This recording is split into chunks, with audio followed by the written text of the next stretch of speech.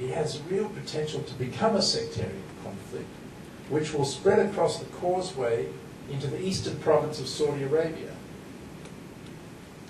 which happens to be where Saudi Arabia's Shia minority is concentrated. And guess what?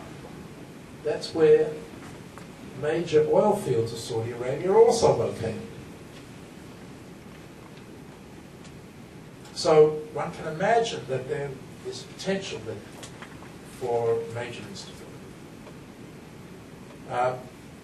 In Jordan and Morocco and Oman, the kings and the sultan have faced serious protest. But each one of them has promised widespread constitutional reforms, particularly in Morocco, where the king had already established, his father had already established political parties. And that is setting these kingdoms and chiefdoms on the path towards constitutional monarchies over time. That, I believe, is the only sensible way forward for these kingdoms. And it is the best hope for stability for them. But, surprise, surprise, the Saudi royal family doesn't agree with me. And they don't think that political reform makes sense. And they are strongly opposed to it. They made clear their views when it came to Bahrain by sending their armed forces. And now they're extending membership in the Gulf Cooperation Council to the kings of Jordan and Morocco. Kind of strange thing in terms of geographic integrity. But makes sense if you're trying to form a club of kings and sheikhs, especially if you're trying to prevent political reform from taking place, because membership comes with certain financial benefits and certain political strings attached.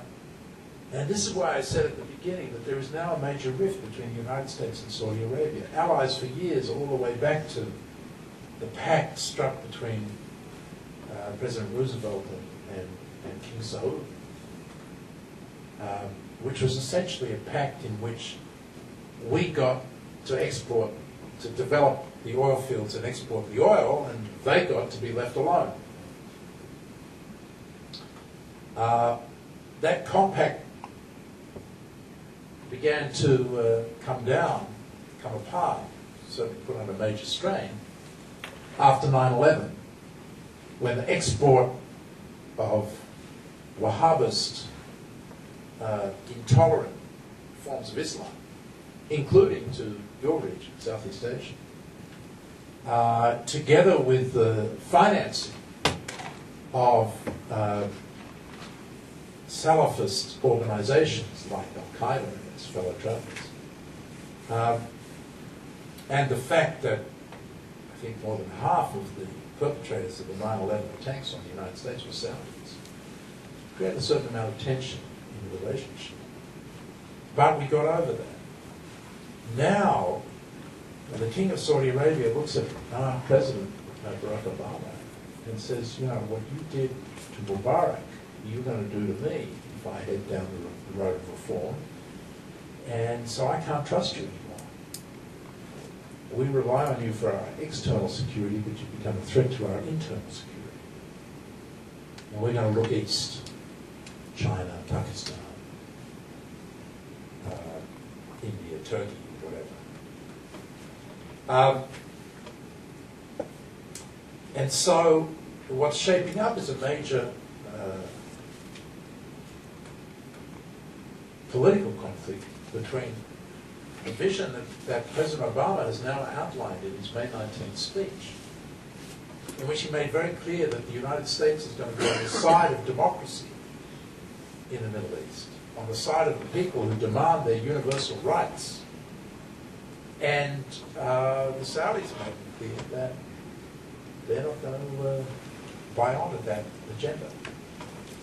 And the initial tussle is over Bahrain and what will happen in Bahrain, where we're pushing the king and the crown prince to get serious about political reforms and reaching a compact with the opposition.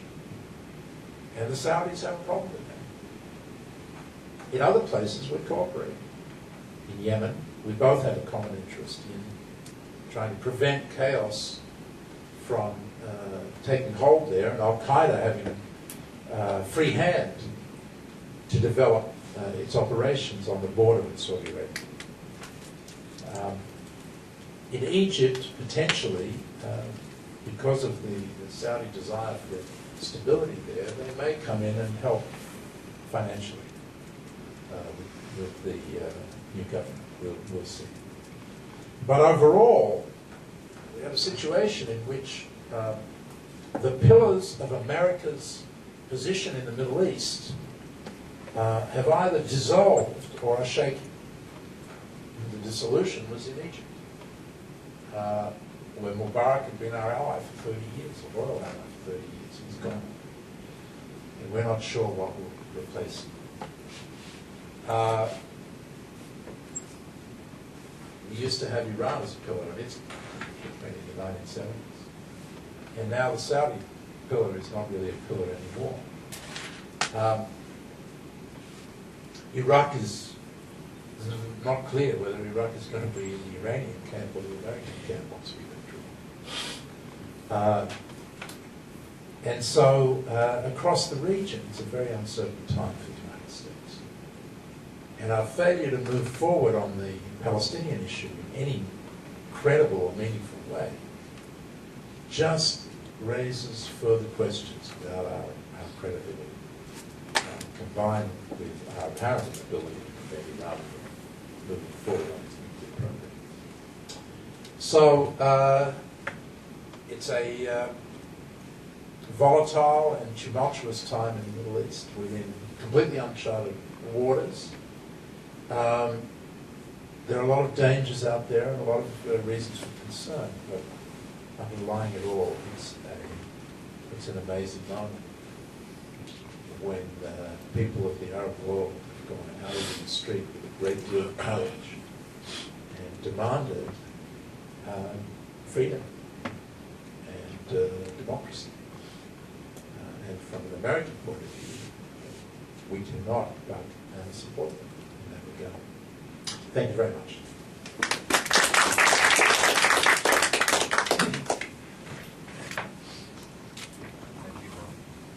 Thank you, Martin.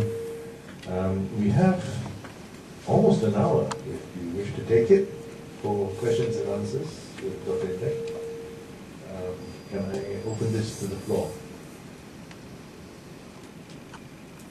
Dylan. Hi. Oh. If you could just identify yourself before you ask your question. Hi, my name is Dylan Vaughn. I'm a researcher at MEI. First off, great talk. Thanks for coming. We really appreciate it. Second, I'd like you to elaborate somewhat.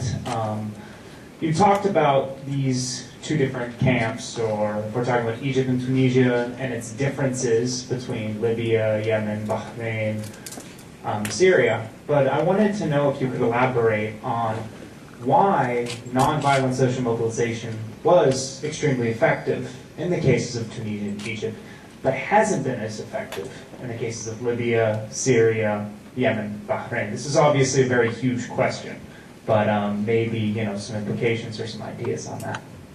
Thank you. Yeah, I think there's a lot of unknowns here about the nature of the organizations that were able to mobilize the people. I think the conventional wisdom is this was all spontaneous. Well, it wasn't. particularly in Egypt it wasn't. There had been for some time a growing protest movement amongst the youth that got a major spur from the way in which the Mubarak regime dealt with the elections that had taken place a year earlier. The almost total suppression of opposition parties had gone so far in terms of removing any hope that there might be some chance of political change, that I think the young people at that point started to move. Some of them had been trained in non-violent techniques, demonstrations. A lot of those stories are anecdotal. I don't know all of the details, but I do know that there are various courses in American universities, for example, that weren't set up for Egyptian revolutionaries, but were very useful. Tufts runs a summer course in non-violent protest. Some of them were trained there. Stanford, I discovered recently, has a course in liberation technologies.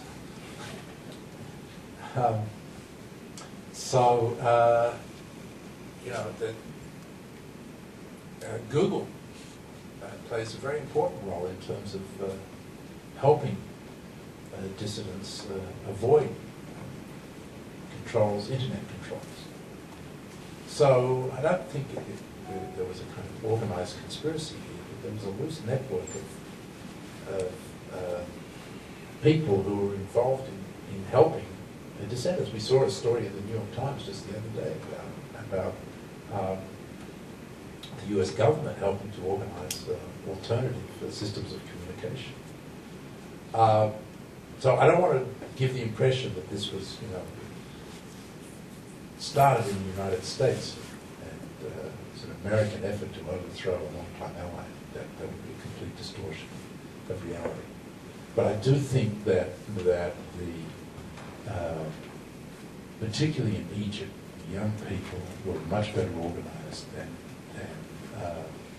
we've understood when this started to unfold.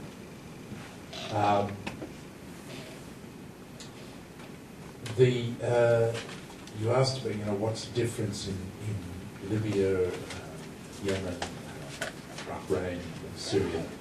I think Libya is just a very different case to any of the others, because you didn't really have a civil society, you didn't really have institutions of governance, and it's kind of amazing how the people picked this up and just out of sheer revulsion with Gaddafi found a way to organize and build from the ground up their revolution. Now, they were helped mightily by the fact that they could, just from distribution of population and geographic circumstances, establish a safe haven in the East. And that made a huge difference, and they were able to defend it effectively from Gaddafi's forces. So, he just didn't have the means and lines of communication to basically take back Benghazi. So I think that was critically important in the Libyan case. Yemen is a very divided society on tribal grounds between north and south, and so there I think you had a very loose society that split along particular lines. Syria, as I've already said, you had a situation in which the outlying towns and cities were less under the control of the regime. And, so that's where it was more possible to express dissent and then to mobilise. What's interesting about the Syrian case is that there had been an exiled opposition for over a decade now. Not large in numbers, but it had grown up in Paris, the United States, and in Lebanon. Interesting, even though the Syrians have the ability to exercise control over it there. And they were able to get means of communication into opposition people within Syria. And it's really interesting. I get a daily newsletter from some of these opposition people. The way in which they're able to get out to the international media these video clips every day. There'll be 10, 15 of them, and report on what's going on. Connect the media to eyewitnesses has really, I think, made a difference, not just in terms of spreading the word, but also externally, but also internally. And what's, I think, one of the critical tipping points that we see now is that with the battle on the Turkish border, you've got a lot of media now pouring into Turkey and able to interview eyewitnesses across the border, and in fact crossing the border into Syria and interviewing people there. So we're getting a lot more reporting on what's happening. And of course then you've got the Al Jazeera phenomenon. It flows back. It's a word that flows back into the homes of Syrians across the country. And so I think that's helping in the mobilisation that's taking place there. So it's a very story, but what's in common is this sense of deprivation of basic rights, and the desire of people to be free of these oppressive regimes, which they've suffered under for so long. I mean, that's what's in common across the region. And I'm quite struck by one thing. You've probably heard this, but it really is quite remarkable, I think, that people are demanding their rights in terms of what we in the United States call Western values, but they're in fact universal values. They want democracy, freedom, and accountable government. They don't want the imposition of Sharia law. That's not what they're demanding. They're not demanding that their governments free Palestine. They're demanding their own rights. They're redeeming. That's what's in common across. That's what's so infectious and so problematic for the regimes, because they don't have an answer to those demands. In terms of these authoritarian regimes. The kings and sheikhs do. They have the ability to make them look. And I hope they will. Dr. Henrik, my name is Jessudas. We met before the seminar started. I was going to ask you whether a difference between the situations in Egypt, Tunisia, versus the situations in Libya and Yemen could be that the populations of Egypt and Tunisia are far more homogeneous than the populations of Libya, Yemen, and other countries, which are probably more tribal-based or clan-based. And if so, what would you see as a prognosis for the situation in the latter group of countries? I've been to Somalia after Siad Barre's disappearance, and we all know what happened in Somalia and what is continuing to happen there now.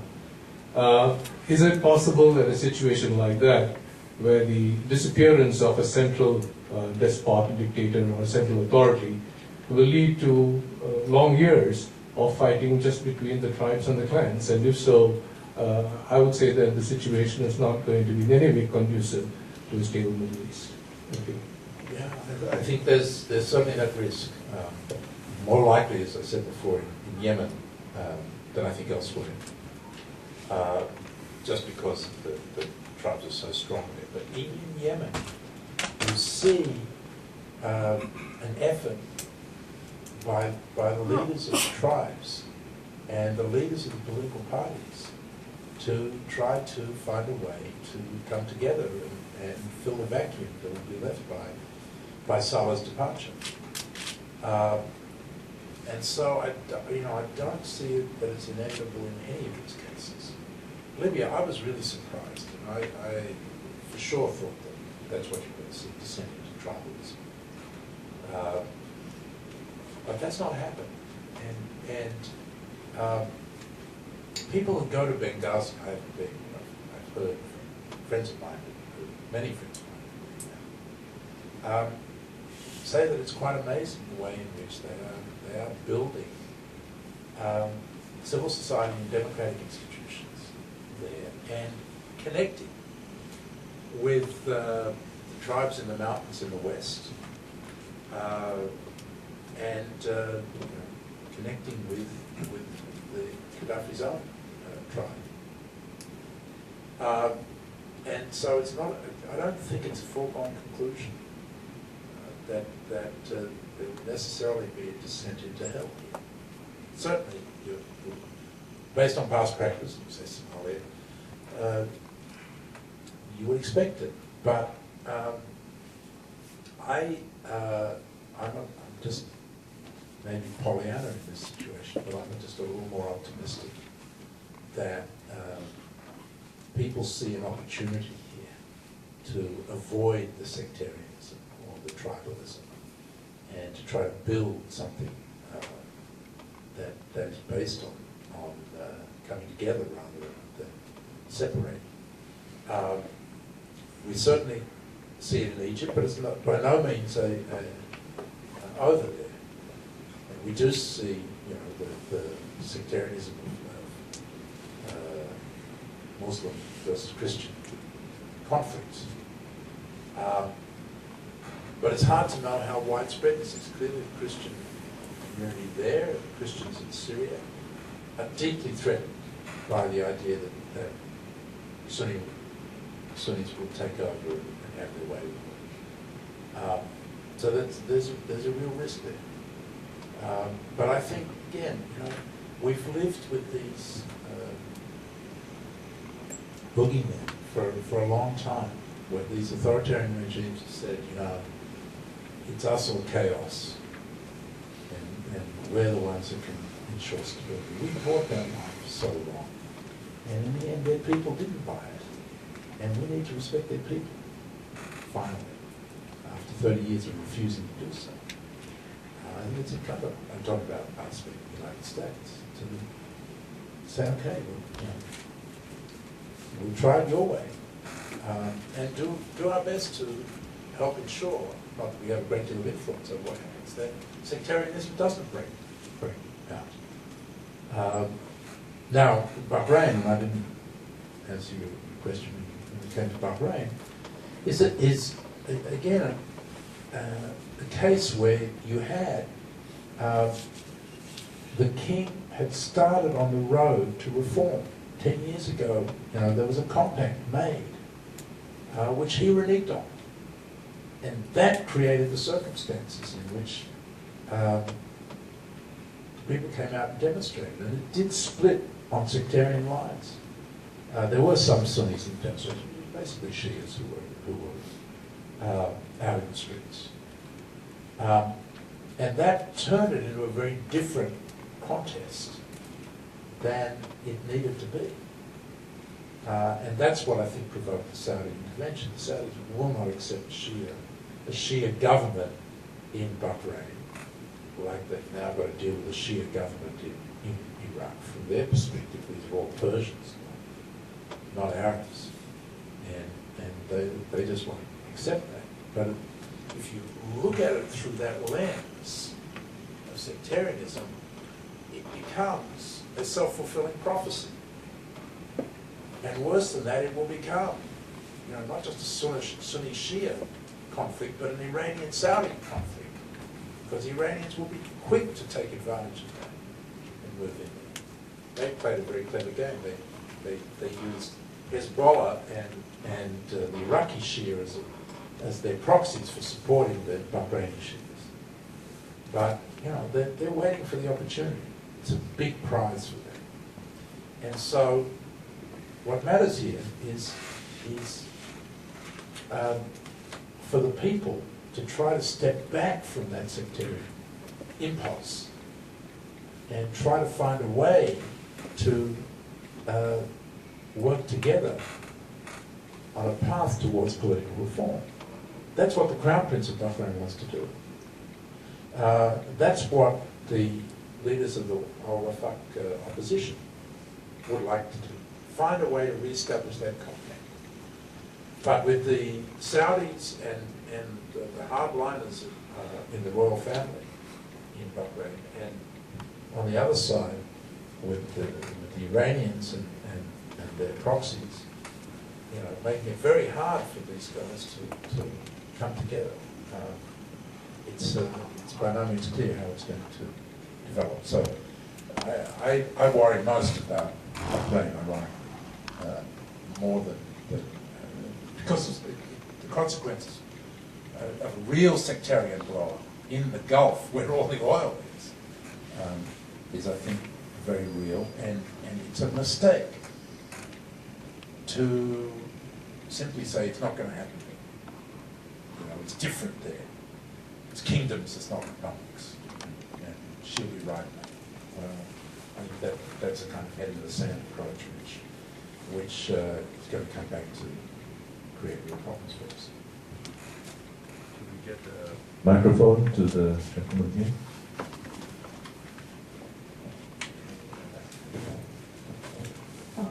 Dr. Martin, my name is Wong Sik Chun. Thank you for the very insightful presentation. Can I just flip the question on the other side? I'm thinking in terms of, is there a hidden agenda, right, among the people? As what you have brought up, is that it's very sectarian and so on and so forth. And given Middle East politics is very, very complex, because there are a lot of sectors, factions, and what have you got. And all those countries that were so-called, that are in turmoil currently, the leaders has been viewed as pro-Western, or at least they are not anti-Western. So the popular movement, right, is it an anti-West agenda more popular movement?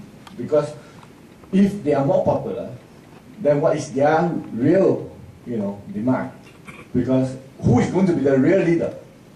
Will the extremists come in because of the Muslim Brotherhood? Will they come in? And if they do come in, the extremists do come in, like is in the case of Iran, where the Shah of Iran has been disposed of, and you come in with, the credit, right? Will that create more problem for the world? Thank you. I don't know of a single instance, maybe out there, but I'm not aware of a single instance in which any of the demonstrators burnt the American flag. No, they're not burning now. But after they become... Yeah. No, but I mean, where it starts is important in terms of where it goes. And the demands were for, as I said, Western-style values, not Islamist demands. For sure, the Muslim Brotherhood was involved in the demonstrations. They did not push their demands at all, on the contrary. They tried in various ways. When the constitution was being amended in Egypt, they tried to have an amendment that said that the president could only be Muslim, and that was rejected. Didn't go. They had to back down from that. So even the most kind of simple demands are not easily achieved in these circumstances, because the mood is very different at this point. So the question is, as you said, will they succeed in taking over? And as I said, I think it's the game's only in its first innings, and so it's very hard to tell. And definitely they have certain advantages in terms of organisation and appeal. But it's it's not a foregone conclusion that their recipe for governance is one that the people are going to support.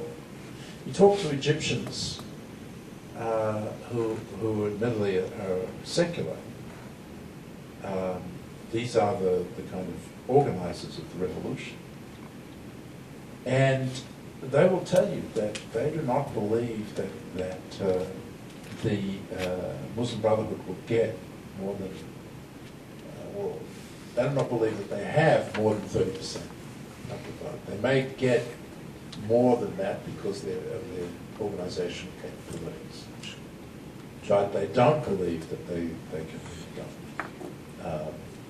can win a majority.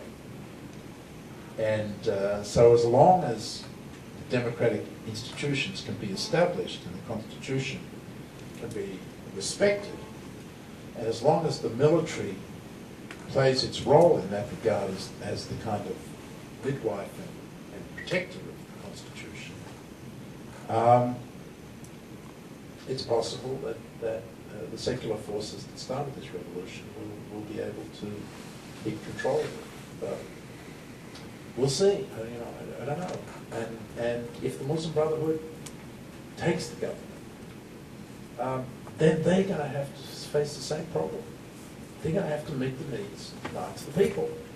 And the people know their way back to Tahrir Square. That's the whole point about the military. They have no way of stopping this, of controlling it. And so there are constraints on anybody that takes power in these circumstances.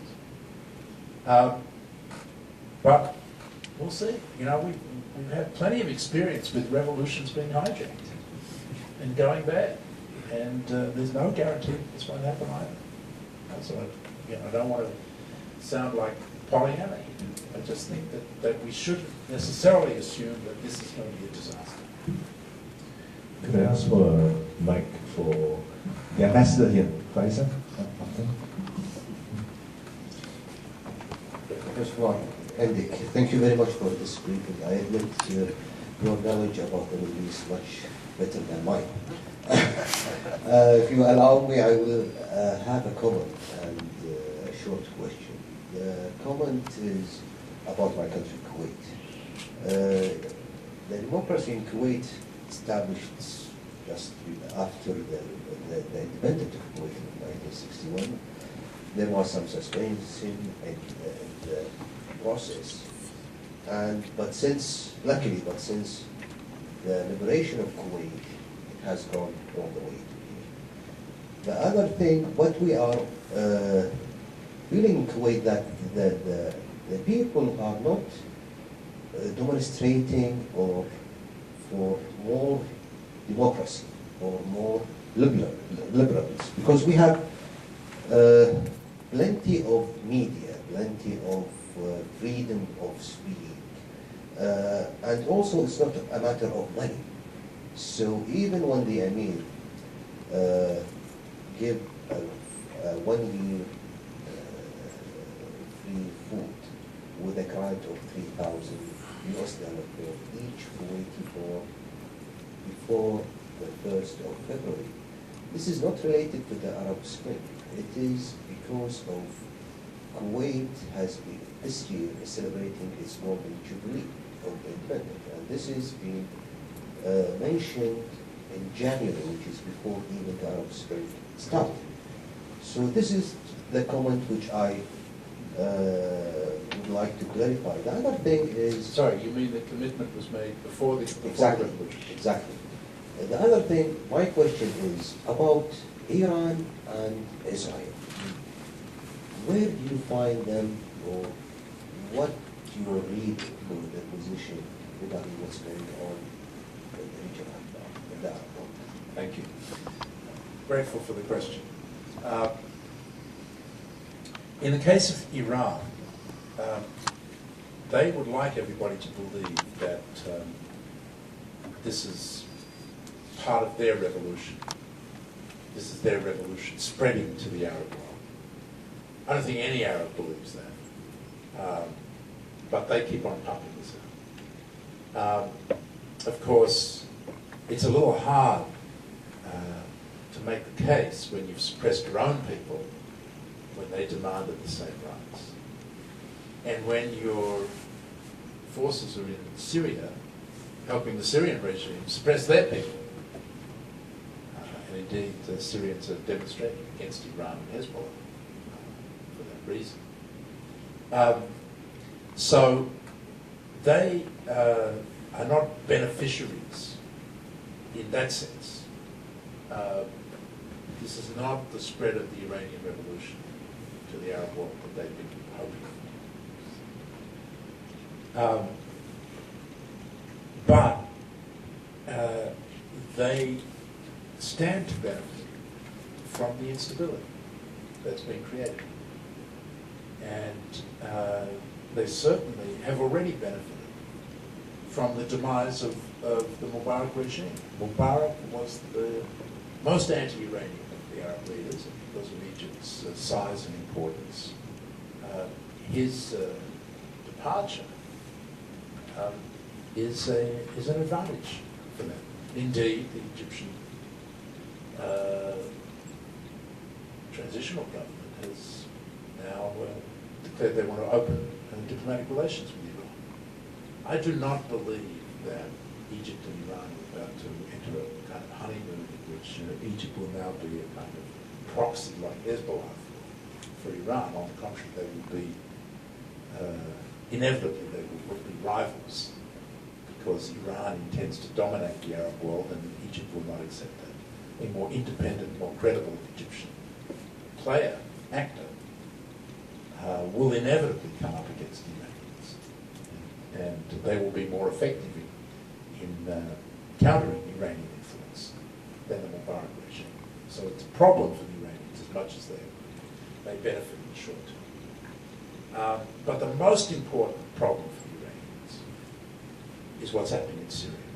Because as you know, Syria is the conduit for Iran's influence into the Arab heartland, into the most sensitive issues in the Arab world, Palestine and Lebanon. And they have been able to use that conflict to great effect. Hezbollah is taking over the Lebanese government. Hamas has split the Palestinian polity and has this base in Gaza. So if they lose their Syrian ally, the Assad regime, they lose their conquest, the game is just about up for them. They have no means of projecting their influence into the Arab world if they lose Syria. And that's why they're there doing their best to help the Syrian regime suppress the demonstrators. And already they have a problem that manifests itself in two very interesting ways. Hamas, the external Hamas leadership is based in Damascus, Khalid Mashal. And he's been under the influence of Syria and Iran because he's based there.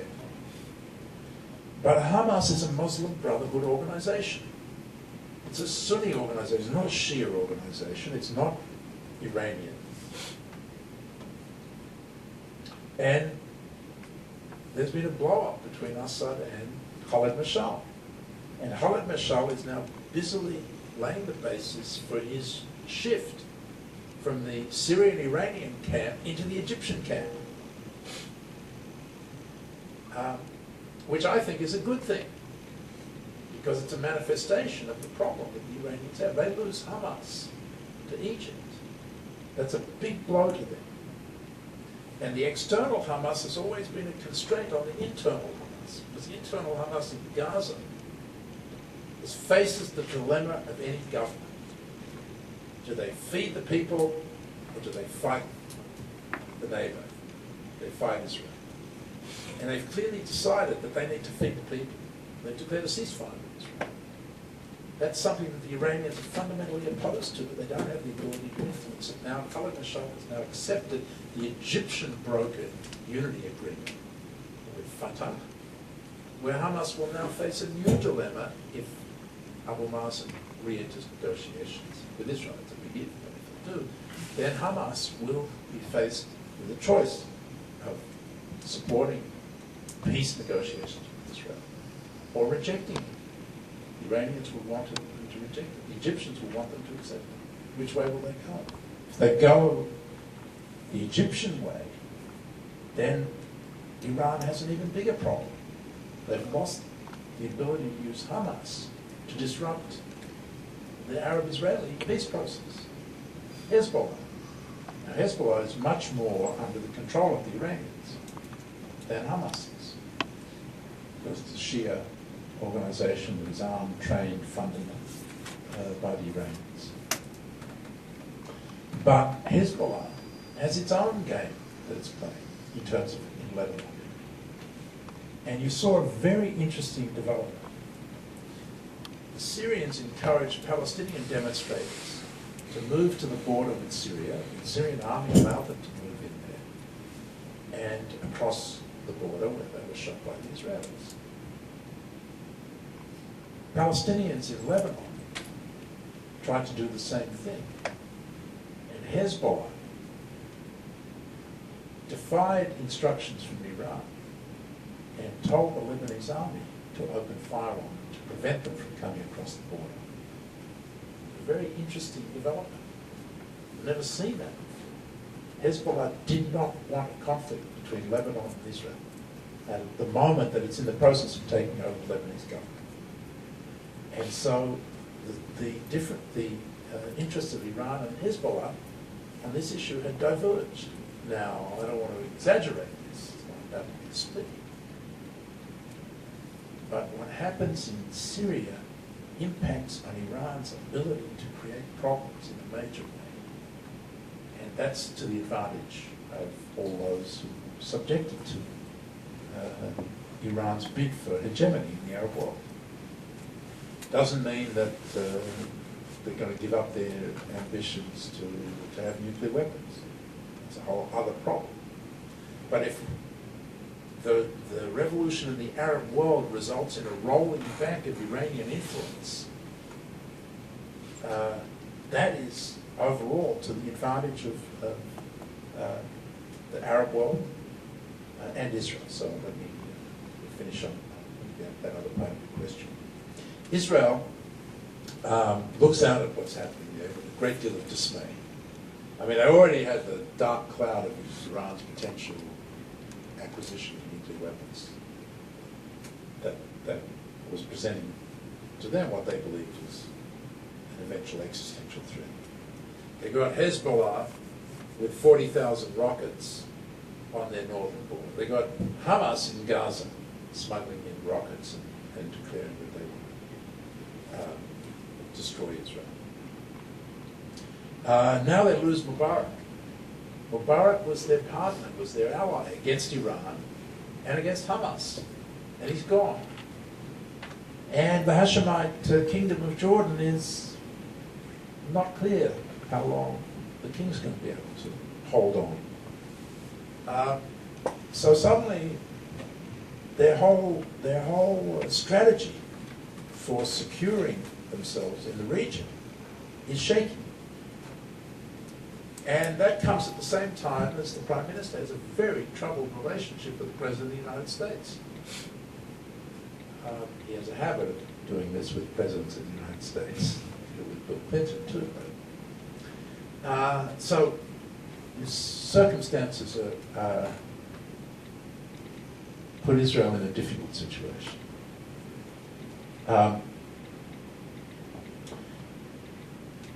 what are they going to do about it? Well, their first reaction is to just hunker down, circle the wagons, and make it clear that they can't be expected to take any risks in this environment. That's the burden of Netanyahu's speech to the US Congress. And it suits his status quo mentality quite well. But there's a train coming down the tracks called the UN General Assembly recognition of the Palestinian state, which the Palestinians are moving towards in September. No doubt your government and every other Arab government will be supporting that move. And for the Israelis, that presents a short-term problem and a longer-term problem. The short-term problem is how to head off this move, which will lead to greater isolation of Israel and greater delegitimization of Israel. How to head off a situation in which basically Israel's occupation of the Palestinians becomes becomes less and less acceptable to the international community, and where they're depending on a US veto, and that's all that stands between them, and a very bad diplomatic situation for them.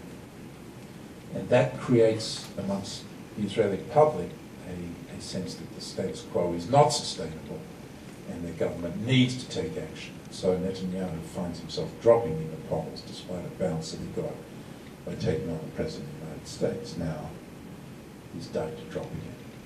So he's under pressure to come up with something to head that off. In the longer term, he has a problem. Israel has a problem. Because popularly elected governments in the Arab world are not going to be more pro-Israel than the authoritarian governments that have made peace with Israel. And that's a big problem in terms of Egypt. So if he doesn't find a way of getting ahead of that game, trying to find a way to at least put the Palestinian problem on a positive path towards resolution, the situation is going to deteriorate even more. And so will that produce a sufficient political pressure to have him move into a serious negotiation with Abu Mazen is a question. But the closer we get to September, the more pressure he will be under, and the more likely I think it will be. It doesn't mean it's going to happen, but the more likely it will be that he will see it's in his interest to resume negotiations. There, the United States is going to play a critical role. Now, Obama's speech on May 19th, when it talked about the Palestinian issue, really tried to put it into the broader context of America getting on the right side of history.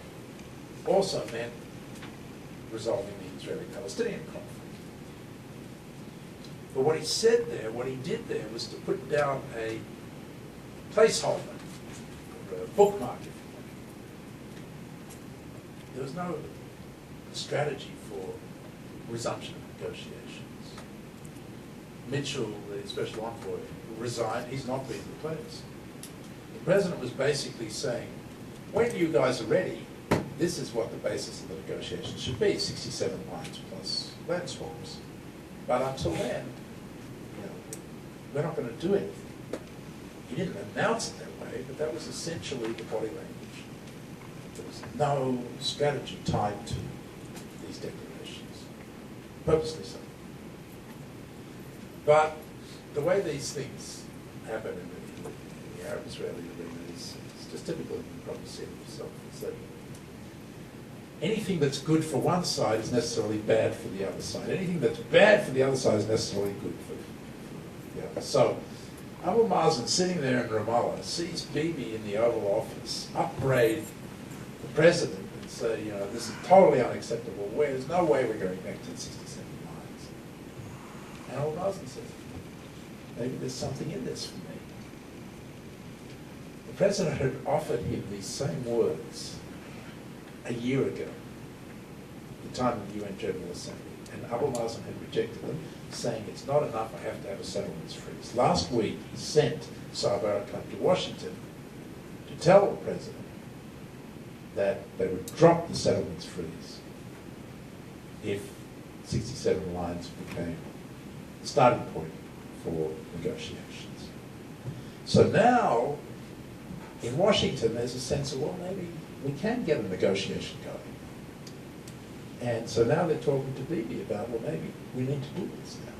Maybe we need to get a negotiation on the basis of 67 lines plus land swaps.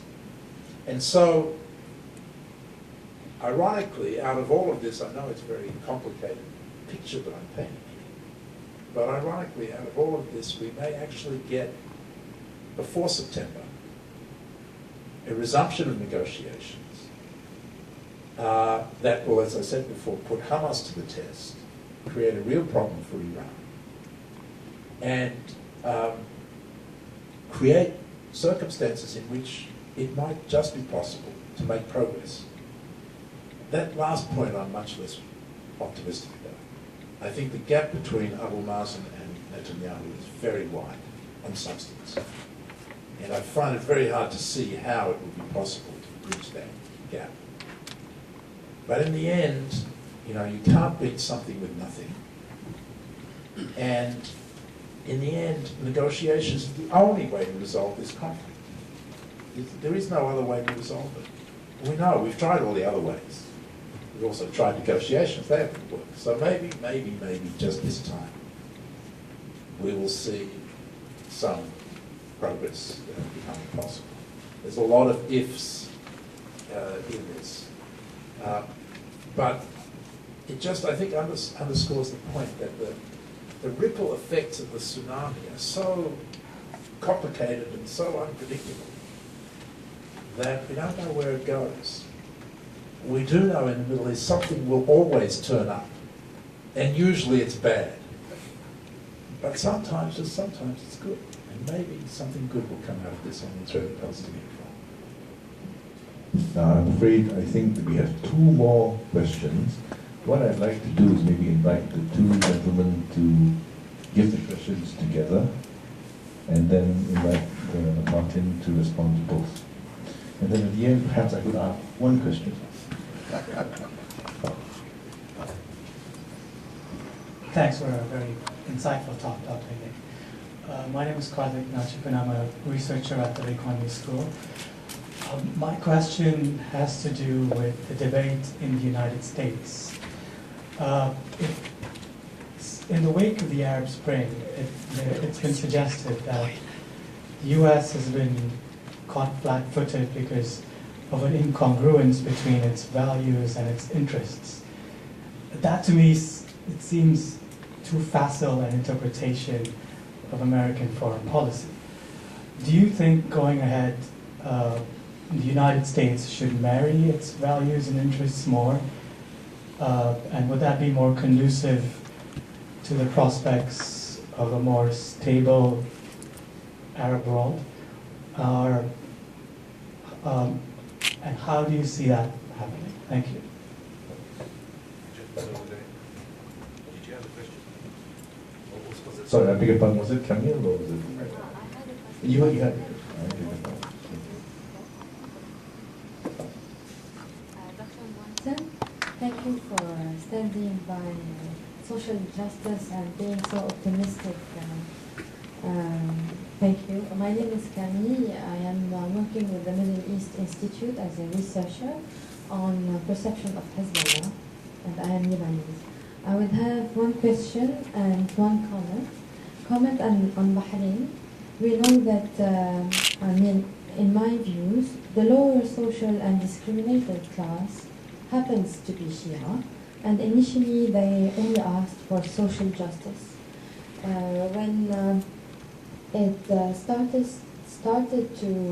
sensitivities started to split along sectarian lines, it is actually the way I have pinpointed it in my research. The sectarian speech was triggered by Al-Qaradawi, who was the first who is a Sunni Muslim scholar, to describe the Bahraini protest as sectarian in essence and as Shia against Sunni. When Hassan Nasrallah, the Secretary General of Hezbollah, answered back, he described it as a national movement and refused to picture it as sectarian. In Syria, I'd like to have, if possible, more precisely, I would like to be able to identify the Syrian opposition. I only have very small anecdotes on the nature of the opposition. I know that one of the stories I got is that in Daraa is a city that has benefited from reforms previously. This is where the demonstration started, and actually these reforms and social development have created a kind of unemployed social class, disenchanted, and this is where it all started. I don't know how credible this is, and I happened to speak with a Druze friend who is from the Syrian opposition, the previous one, not the actual one, and he told me on Facebook, don't tell the Secret Service. He told me on Facebook that this was the revolution of the mosque, and at the beginning of the demonstrations, and he hoped in his message that Bashar al-Assad would go for reforms quickly before it gets to a point where people cannot control what is happening. You said that the Alawites would stop supporting Assad to prevent a sectarian war. As far as I know, the elite, Alawite elite and the Christian one are very much involved with the regime structure. So how would they stop supporting Bashar al-Assad? Thank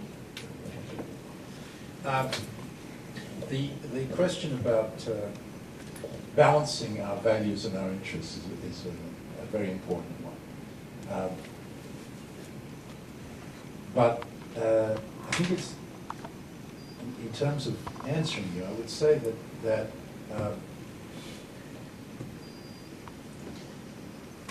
for many decades, successive presidents, Republican or Democratic, came down clearly on the side of our interests rather than our values. That resulted in this compact with authoritarian regimes, whereby we said, you support us when it comes to ensuring the free flow of oil, you give us access to bases, you work with us to resolve the Arab-Israeli conflict, you do all of these things to help stabilize the region, and we'll leave you alone to do whatever you want internally. There was the Kuwaiti exception, because once we liberated Kuwait, then we had a very different attitude. There was a feeling that if you're going to liberate Kuwait, then Kuwait should become democratic. When we liberated Iraq from Saddam Hussein, that's when we started talking about democracy in Iraq. But they were exceptions that were the product of our military intervention, in which we then had to justify to our own publics why we were doing this in the context of our values and not just our interests. American lives are lost or put on the line. It has to be put into the context of our values as well. So once the revolutions took place and people were in the streets demanding the things that we believe in and hold dear, how could we not support them? And that led to a very critical decision that the president made, which was basically to say to Mubarak, you need to go. You've lost the legitimacy, you've lost the consent of the government, and this won't work And he was our loyal, authoritarian ally. He was the best example of us choosing our interests over our values. But what happened in the street turned that on its head. And necessarily caused a panic in the Gulf about where we were going to go next with this, if there were demonstrations there. And what did we do? We quickly reassured them that no, when it comes to the Gulf, our interests are more important than our values. Still, so don't worry. Bahrain, I mean, the Saudis didn't ask us permission, but we sure didn't kick up much of a stink when they went in there and brutally suppressed people who were demanding what the Egyptian people were demanding and that we supported.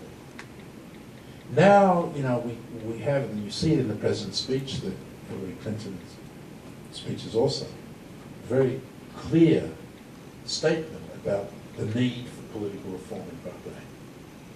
As I said, we are now at loggerheads with the Saudis on that issue. So there has been a kind of shift. There's more, the balance, interests are on this side, values are on this side. We're now kind of moving in the direction of values, even in the Gulf. But the President's speech was a real milestone in that regard. I mean, if you follow it, George W. Bush, for a moment there, started to push democracy after he couldn't find weapons of mass destruction in Iraq and he needed to justify the intervention according to our values. But that, and he started to have a fight with Mubarak. Condoleezza Rice, really spoke very strongly about it to the Egyptians, the regime. But as soon as Hamas got elected in the Palestinian elections, well, that was a different story. George Bush backed off. Obama came in, and his whole approach was, we're not going to do what Bush did. He never mentioned the word democracy. The D word wasn't there in any of his speeches in the first 18 months. If you look at the white paper that they issued, what they call the National Strategy Review, you won't find democracy. So it wasn't important for him. Now, May 19th, it sounds like it's almost everything for him. And so, there's been a major shift. But it's a shift that has been determined by the people in the Arab world rather than by the United States. And so we cannot, in these circumstances, we cannot but support people who are demanding what we believe in. And that's the new policy that we're adopting. With a Saudi Gulfi exception. You could call it cynical, but I think it is a reflection of the importance of the free flow of oil at reasonable prices to the global economy. But, and I said it before, and Obama has said it, we don't think that continuation of the old approach is sustainable for the Saudis or the Bahrainis or any of the other Gulfies. And nor for the King of Jordan, nor for the King of Morocco. So we will be pressing not to engage in a radical transformation, but to get on the road towards constitutional monarchies. And I think that we're not going to succeed with Saudi Arabia, and we're not really going to try very hard there. But we will try with Bahrain, we will try with Morocco, we will try with Jordan. And these are younger leaders with a greater sense of what needs to be done. And maybe we'll get a boost from Kuwait and Qatar, Oman as well. And, that's a strategy that can in turn impact on the Saudis in a way that can serve both our interests and our values. And that's the challenge here. In terms of your observations, thank you for those. It's very interesting. Yes, the Alawites and the Sunni elites are very much tied up with the regime. But the question is, if the regime is going down, what are you going to do? You're going to go down with them? At a certain point, they each have to make a decision. And that includes the Alawites. It's not necessarily the case that they will stand by the Assads. They could seek to get rid of the Assads in order to preserve the community. And that's what I'm trying to suggest here. It doesn't necessarily remain monolithic in circumstances where they have an interest in survival. They're a minority community. Can they really hold out against the Sunnis if it comes to all-out sectarian warfare? It's hard to see it.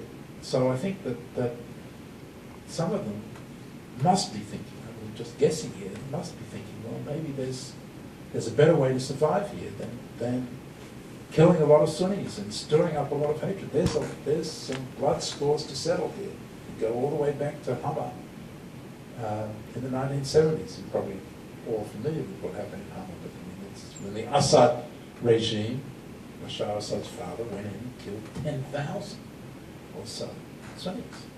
We're getting up to 2,000 being killed now. If you're an Alawite leader, do you really want to go down with the Assads?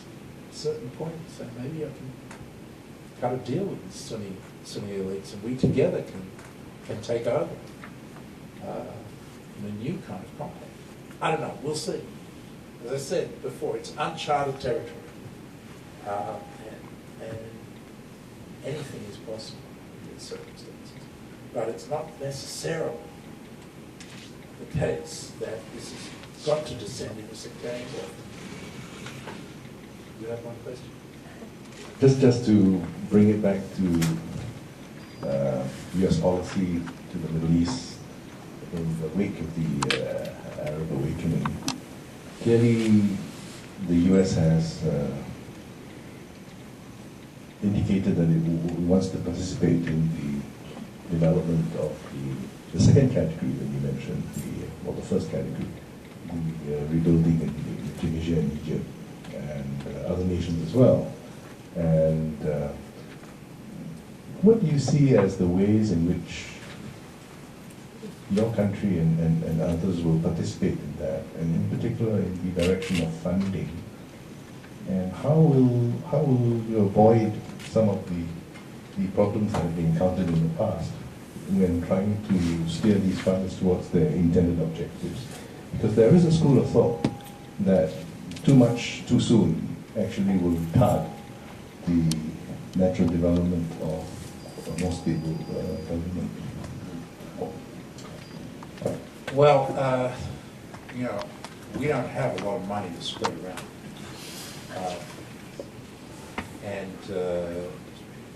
Given the political mood in Congress in favor of serious cuts in spending, it's going to be very difficult to mobilize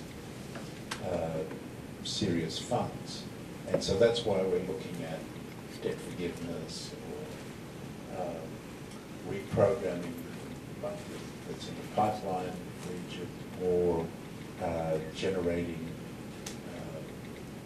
new forms of loans, or opaque guarantees for investors, insurance guarantees for foreign investors, American investors, that kind of thing. We're of course working with Europeans who also don't have a lot of money, and so they're prepared to do similar things. So they're talking about this $40 billion figure, but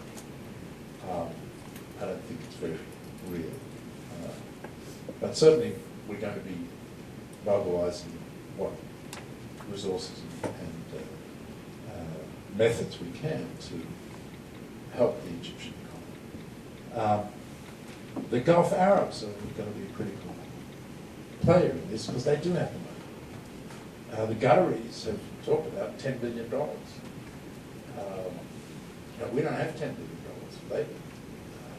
What will the Saudis do? I raised this question already. We don't know. I think they have an interest. Where Ambassador may have something to say, but I think the Gulf states have an interest in a stable Egypt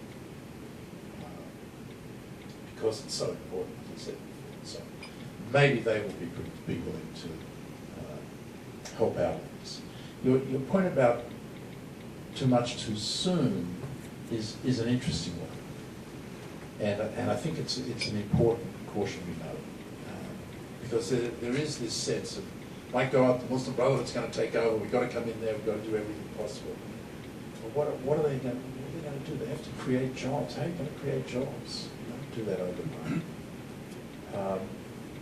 And so it's, there can be some palliative assistance to the economy, but in the end, there's going to be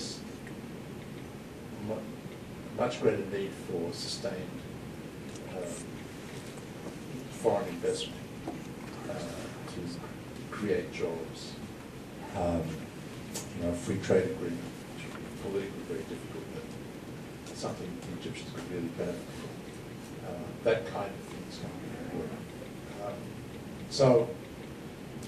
It's not going to be a simple. No question about it. We're going to be on a very difficult path in that regard. But what's important is that it's understood, I think, in the United States and in Europe, that we have a big stake in the success of this democratic experiment. We have to find ways to do what we can to help.